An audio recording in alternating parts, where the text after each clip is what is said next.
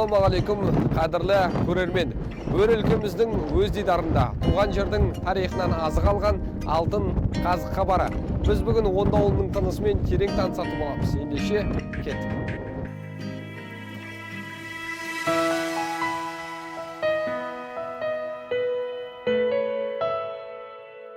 Тәуелсіздігімізді сырттың алакөздігінен, іштің алауыздығынан аман сақтап қалу біздің тарих алдындағы ең басты парызымыз. Иә, осы ұлағатты сөз ауылға ат басын бұрған әрбір адамның жүрегіне бірлік пен отаншылдық сезімін ұялатқандай.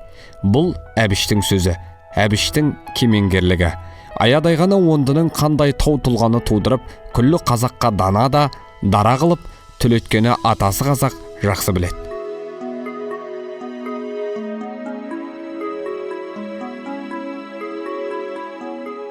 Күре жолдан қиюланып, ауылға дейін созылған 8 шақырым жол, Абыз жолы деп аталады. Заманымыздың заңғар жазушысы, Ондының төл перзенті Әбіш Кекелбаевтың жолы бұл. Қазақ әдебиетіндегі шоқтығы биік дүниелері мен ел басқару ісіндегі сындарлы ойлары әр шақырым сайын ұлттың ұрпағын ұлағаттыққа тәрбиелеу үшін жазулы тұр.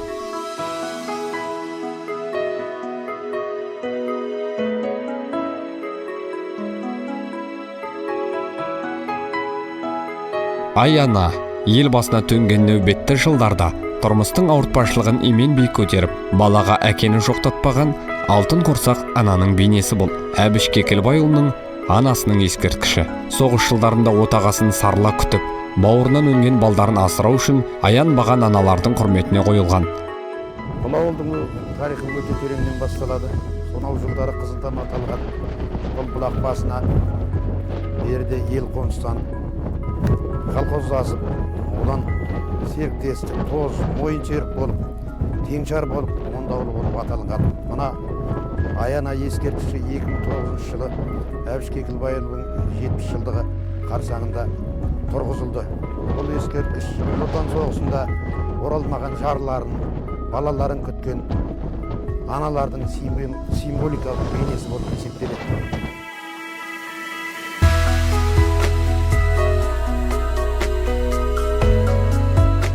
Онда ауылы аудан орталығы Шетпе кентінен оңтүстік шығысқа қарай 34 шақырым жерде, Шығыс Қаратау жотасының оңтүстік баурайында, шөл белдемінде орналасқан. Аумағы 50.600 гектар. Іргесі 20 ғасырдың 50 жылдарының бас кезінде екпінті және ақырап ұжымшыларын ұйымдастыруға байланысты қаланды. 1978-1997 жылдар аралығында Қаракөл қойын өсіретін кеңшардың орталығы болды.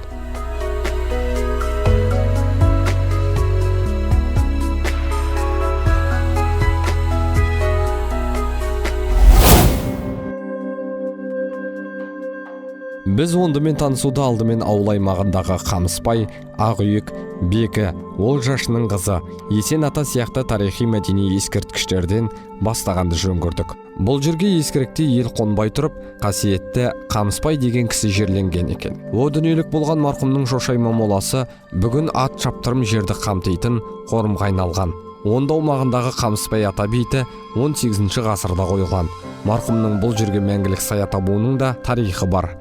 Жаздың аптабында Қамыспай атаны 7 түйемен Сейсем ата басына жерлеуге алып, жаназа сапарына шығады. Дәл осы тұсқа келгенде түйе шөгіп, орнынан тұрмапты. Сондықтан Қамыспай атаға топырақ осынан бұйырған деседі.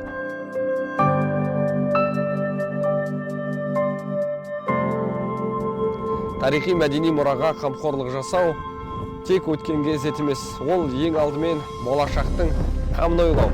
Біз қазір Онда ауылының төңірегіндегі Қамыспай ата қорымындамыз. Мұнда 18 ғасырларда қойылған 400-ден астам там бар. Бүгінде 2000-нан астам бейіт бар.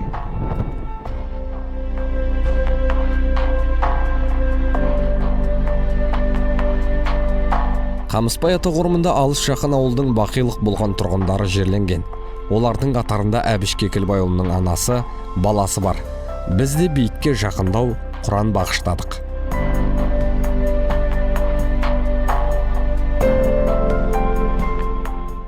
Жерде көптеген осы адайдан тараған ұрпақтардың көптеген қасиетті, бір зайырлы үлкен кісілер қойылған.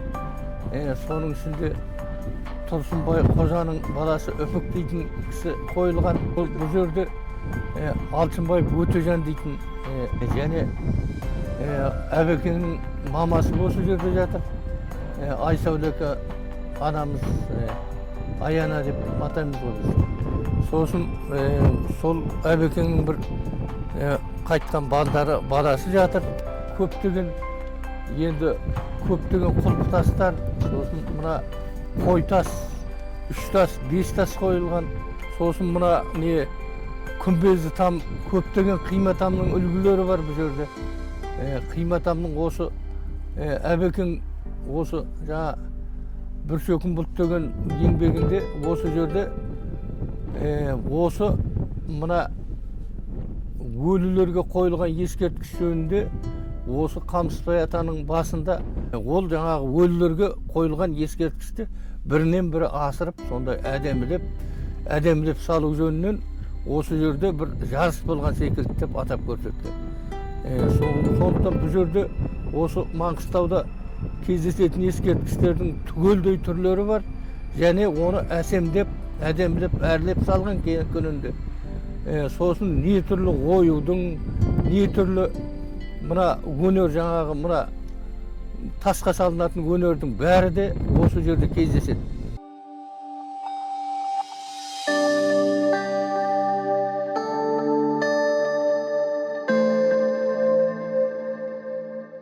Бұдан әрі біз Онды ауылының батыс бетінде 10 шақырым қашықтықта орналасқан Шоң жеріндегі Құрманәлі Хазірет атамыздың басына жол тарттық.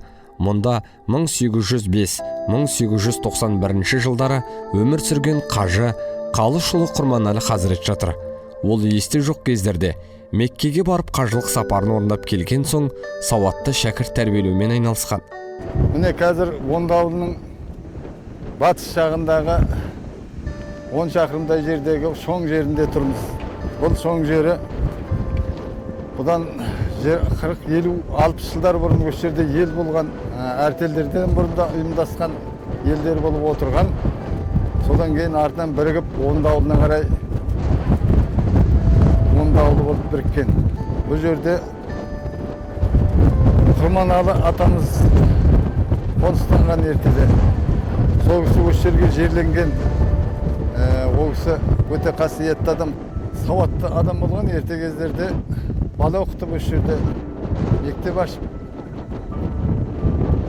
балалардың сауатын ашып отырған.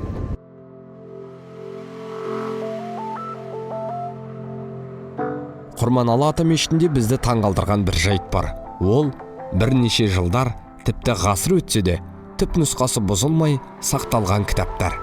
Сырты терімен тігілген Құран кітап және арнайы оқулықтар. Қолыма бір алып, оқып шыққым келді. Бірақ ол кездегі әріп, әліппе басқаша.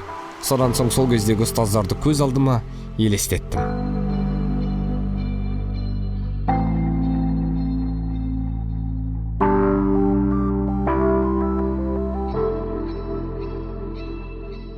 Иә, ол кезде қазіргідей жағдай жоқ. Тақта, үстел, интернет айта берсек бұлардың бірі де жоқ.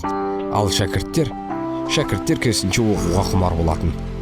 Міне, осылай өткенге ой жүгіртіп, ақ мешіттен дұға тілеп шықтым.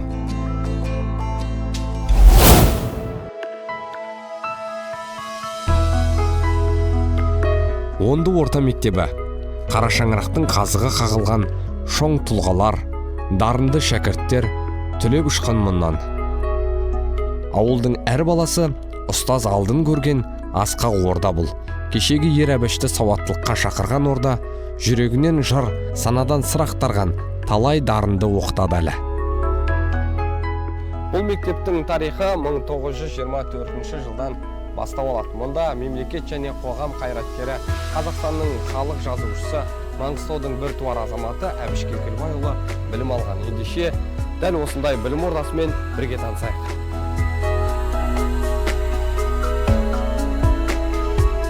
Әбіш 70-ке толған тұста орта мектепке күрделі жөндеу жүргізіліп, Лондондық Оксфорд үлгідегі заманауи келбетке енді. Мұнда оқушылардың білім алу үшін барлық жағдай жасалған. Жаңа технология, инновациялық жүйеде сабақтар өткізілуде, материалдық базалар толық қамтылған. Жалпы мектебіміздің үлгерімі мен сапа дәрежесі аудан бойынша, облыс бойынша алдыңғы қатарларда. Біздің мектепте қуанып айтатын жайттар және мақтануға тұратын негіздер өте көп. Бүгінгі таңда мектебімізде 241 шәкірт тәрбиеленуде, және оларға дәріс беретін педагогтардың барлығы да осы біздің Онды ауылының тұрғындары, және жетіспейтін мамандықтарға байланысты аудан және облыс әкімдерінің арнайы көмегімен диплом мен ауылға бағдарламасы бойынша жетіспейтін кадрлар келіп, ауылға орналасып, арнайы баспанамен де қамтамасыз етіліп жатыр.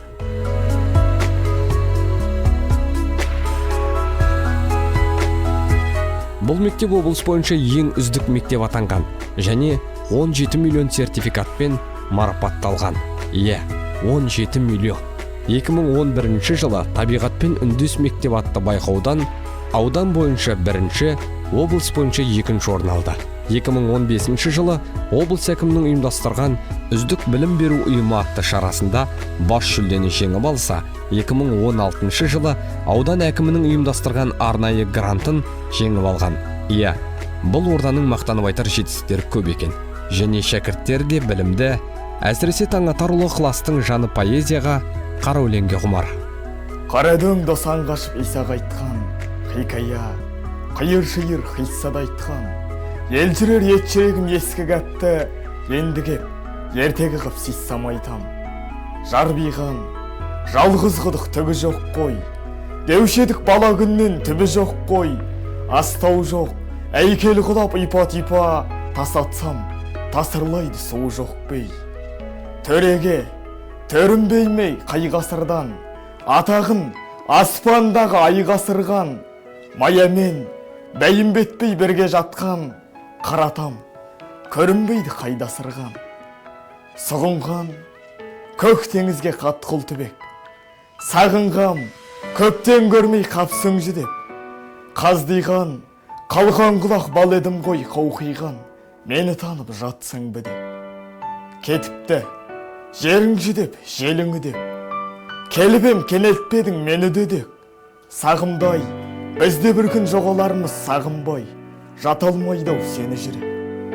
Көргенде көне жұртын заманнаның, көз шалып көңіл босап хабарамын, бой түзеп, боздаламда мұң ояды бесім бай. Сағындықта бабаларым, жонындай, жолбарыстың жоталарың, көп қарап, көзім талай боталадың, көлкіген, көк сағымды көлде бұғып көргенше, қаным кеуіп қаталадым. Қанғамның, көргім келмей өлі күйін, үйіріп, барадалып мені құйын, жүрегім жаурағанда тығылатын, жалғанда менің титтей жерегім. Одан әрі мектепте бізді қызықтырған мұражай. 5 бөлімнен тұратын мұражаймен сіздер де таныс болыңыздар. Мынау біздің 14 мектебінің жанынан ашылған музейіміз. Музейіміз жалпы 5 бөлімнен тұрады. Бірінші мынау елімен мақтанады деген біздің ауылдың ондауынан соғысқа аттанған ата-бабаларымыз осыларды ерліктерін болашақ ұрпаққа, келешек ұрпаққа насихаттау мақсатында осы кісілердің суреттерін, алған наградаларын жинақтадық. Екінші тәуелсіз елдің білімді ұрпақтары деген ол мектебіміздегі аудан, облыс, республика көлемінде түрлі жарыстардан үздік шыққан оқушыларымыз, сонымен бірге мектебімізде алтын белгі алған алтын белгі иегерлерін осы араға жинақтадық. Сонымен бірге мектебімізде тұңғыш рет биыл 2017-16 жылы жыл адамы атағын осы Таңатарұлы ықылас деген оқушымыз жеңіп алды. Осы мектептің шәкірті? Шәкірті, осы мектептің шәкірті. Шәкірттеріміз. Одан кейінгі туған жердің атасы біздің алтын тағымыз деген бөлімімізде Маңғыстаудың түкпір-түкпірінде осы мектеппен оқып білім алған шәкірттеріміз, әртүрлі басшылық қызмет атқарып жүрген шәкірттерімізді жинақтадық. Одан кейінгі бұл жерде ауылым, алтын бесігім, құт мекенім деген бұл жаңағы 14 мектебінің кезінде осы 14 ауылын басқарған басшыларды жинақтадық. Одан кейінгі бөлім біздің осы заңға жазушымыз осы мектепте оқып білім алған Әбіш Кекілбайұлына арналған. Осы Әбіш Кекілбайұлының жүріп өткен жолдарын, өмір жолдарын, яғни жаңағы әртүрлі қызметте жүрген жолдарынан жаңағы естелік суреттер, сонымен бірге алған наградалары, атақтары барлығы осы жерде жинақталған. Сыйлықтары. Сонымен бірге мына жерде Әбіш Кекілбайұлының кезінде шашын алған Шәмедин ағамыздың ұстарасы да қойылған. Иә, папкасы, осы папкасы, сонымен өзінің қолтаңбасымен жазылған, сосын жаңағы нелері. Өзінің қолтаңбасымен жазылған естелік хаттары жинақталған. Одан кейінгі бөлімде мына жерде біздің 10 орта мектебінде еңбек етіп, бүгінде зейнеткерлікке шыққан ұлағатты ұстаздарымыз, ардагер ұстаздарымыз жинақталған. Сол ардагер ұстаздарымыздың мына жерде өздерінің қолданған, ұстаған оқулықтары, әртүрлі наградалары жинақталған. Осы оқулықтар Иә, шәкірттерімізге патриоттық тәрбие беру мақсатында. Елбасымыздың мынандай сөзі бар. Ис Алашыңды ардақтау, яғни құрметтеу, ең алдымен өзінің тұрған туған елінің тау-тасын, топырағын насихаттаудан, ұлы адамдарын насихаттаудан басталады демекші. Сол мақсатта осы музейді аштық негізінде. Одан кейін осы қалдырған ізін мәңгілік деген бөлімде мектеп басшылары басқарған. Біздің мектептің басшылары осы мектептің өсіп өркендеуіне үлес қосқан біздің басшы адамдарымыз. Яғни қай жылдар арасында мектепті басқарған? Жазылған барлығы 1944-тен бастап 49 жылдары күні бүгінге дейінгі 2000. Одан кейінгі бұл мектебіміздің 1924 жылы басталады біздің мектебіміздің тарихы. Сол жылда, сол кездердегі мынау шәкірттеріміз бен ұстаздарымыздың суреттері жинақталған бұл жерде. Сол жылдарға түскен суреттері. Осы мектепте бірге оқыған Әбіш Кекілбайұлының құрдасы Іңгірбай Көшербаев ағамызбен тілдесудің сәті түсті. Әбіштің қатарласынан қалған жалғыз құрдас осы кісі екен. Бала Әбішпен бірге өскен жылдары тайғұлындай тебіскен сәттерді естелік етіп айтты. Бұл да алтын ғасықтың бір тарихы. Мынау Әбішпенен бірге кішкентай күнім, бала күнімізден бірге өсіп, бірге ойнаған мектепте, бастауыш кластың 4-5 класстарын осы 10-да бітіріп, Әбіш Таушыққа ауып, содан кейін 55-56, 57 жылдар Ленин атындағы орта мектептің 10 класын бітіріп шықтық. Содан кейін бұл Әбіш негізі жол түсіп, Алматыға оқуына кетті, біздер елде қалдық. Алматыға оқуына кеткеннен кейін Әбіш анда-санда демалысына келгенде келіп, бізбен бірге қатар қыдырып, көңіл көтеріп сөйтіп қайтатынды.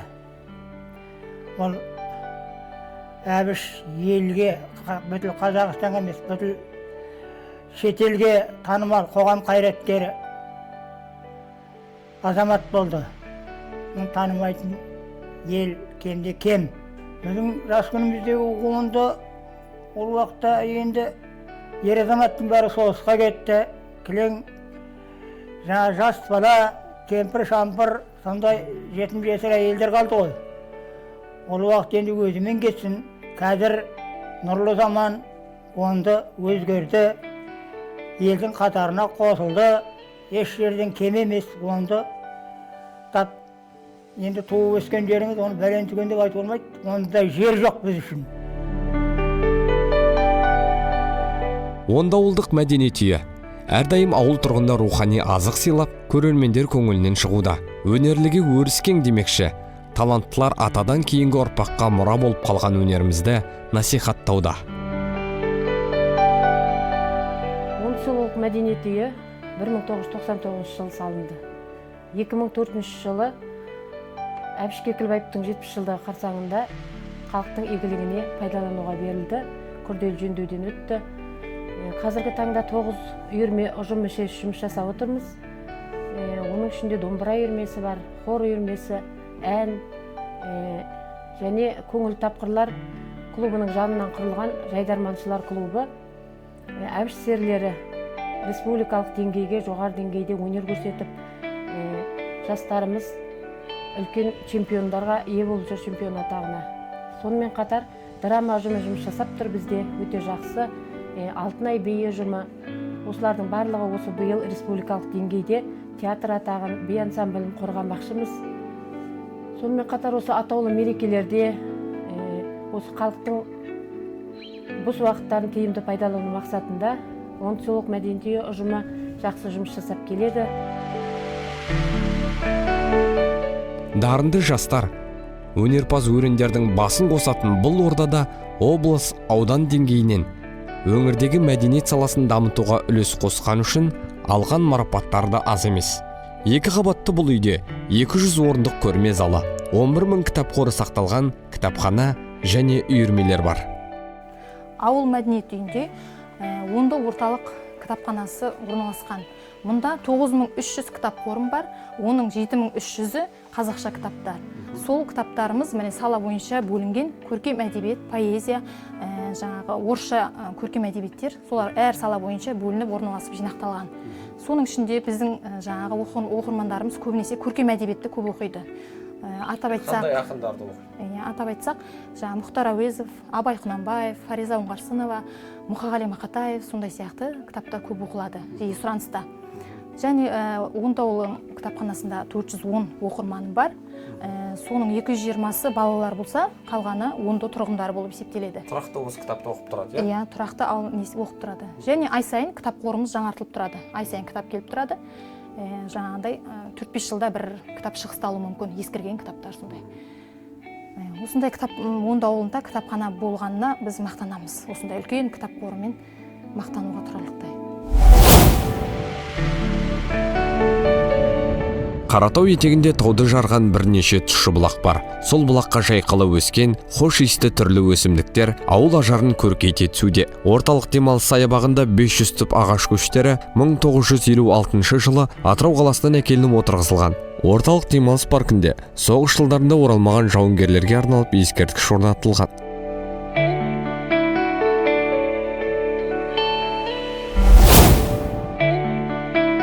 Ауыл аумағында балабақша, пошта бөлімшесі, учаскелік инспектор және әкімшілік жұмыс істейді. Тұрғындарға мемлекеттік қызмет көрсетуде әкіммен қосқанда мұнда 15 қызметкер бар.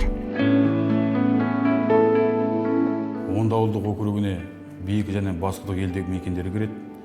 Жалпы ауылымыздағы, Онда ауылындағы инфрақұрылым жағдайы бір жолға қойылған. Атап айтқанда газ, свет, тоқ жүйесі тегістей тұрғындардың игілігіне берілген.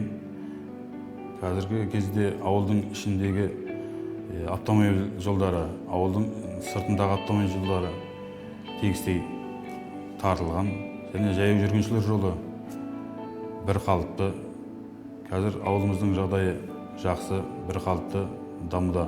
Ауылдың халық саны 1572 адам, 236 тұрғын үй. Алдағы уақытта ауылымыз дами береді. Оған себеп елбасымыздың сындарлы саясаты, облыс, аудан басшыларының көмегі. Ауылдағы шағын және орта бизнесті тұрмысына тірек еткен жандардың саны жыл сайын арта түсуде. Қазір мұнда 35 шағын және орта кәсіпкерлік нысан бар. Соның бірі Ораз Мұхамбет шаруа қожалығы. Мұнда мал шаруашылығы, жеміс-жидек, бау-бақша, тіпті кіші демалыс орны бар. Бұйырса, алда жоспарымыз көп дейді шаруашылық басшысы. 2000 жылы Маңғыстау агросервистен бір 15 бұзау сиыр алған. Соны пайдаланып, бір ірімшік, сүт, май өндіреміз. Ет өндіреміз. Жақсы жалпы, мал басы өсіп келе жатыр. Соның арқасында басқа шаруалардың бәрімен айналысып жатырмыз. Осы жерде не өседі бәрі бар. Қауын, қарбыз, асқабақ, помидор, капуста, жаңағы қияр дейді, бәрі де бар, құдайға шүкір өсіп жатыр. Қамсат суарып екенбіз біз жаңағы. Не қылып, тыңайтқыш қоспай жаңағы. Малдың көңімен жаңағы биотехнология дейді ғой, сонымен егіп жатырмыз. Ауыл тұрғындарын жаз бойы бау-бақша жемістермен қамтамасыз еткен Исатай Ешбайұлы ел экономикасына шағын және орта бизнестің қосар үлесі мол. Біз де осы саладан енген кірістің ауылымыздың әлеуметтік жағдайын жақсартып, экономикасын дамытуға жол ашатынына сенеміз дейді.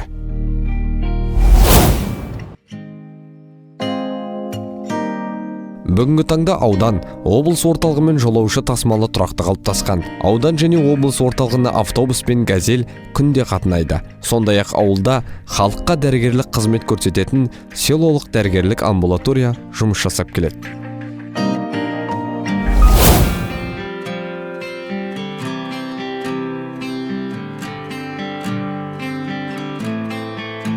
Үлгілі отбасы қоғам тірегі демекші. Біз Маңғыстау ауданының құрметті азаматы Әбілдіков Бесенғали ағамыздың шаңырағына да ат басын бұрдық.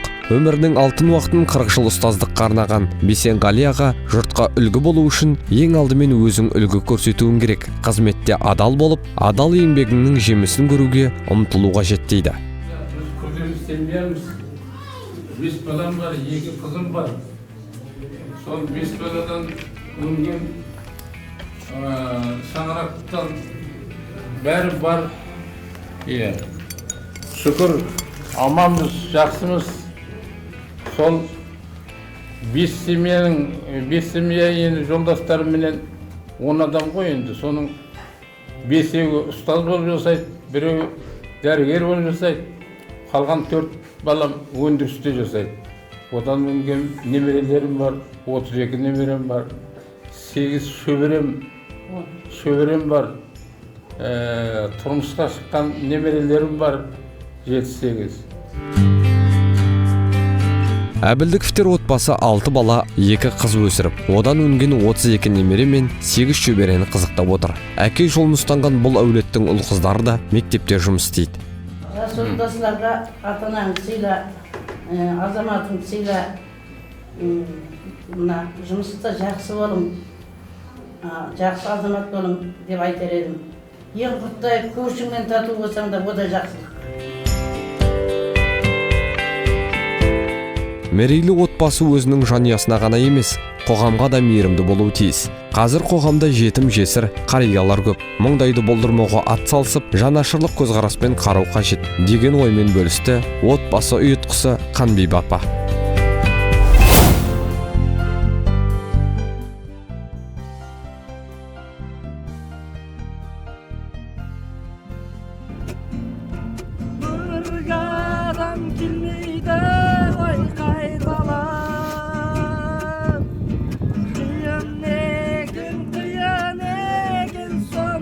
Міне, қадірлі көрермендер, онда ауылының кешкі көрінісі дәл осылай. Жастар кешкі ауылда уақытын дәл осылай өткізсе, бұл ауылдың өзіне тән ерекшелігі. Бір кезде дәл осылай ауыл шетінде гитарамен ән салған Ғаділбек Жаңай да бүгінде қазақ эстрадасының сахнасында өнер көрсетіп жүр. Жалпы әр ауылдың өзіне тән ерекшелігі бар. Бүгін сіздер онда ауылының ерекшелігімен толық таныстыңыздар. Ендеше Алтын Қазы хабарының бүгінгі саны осымен тәмам. Келесі эфирде көріскенше аман сау болыңыздар.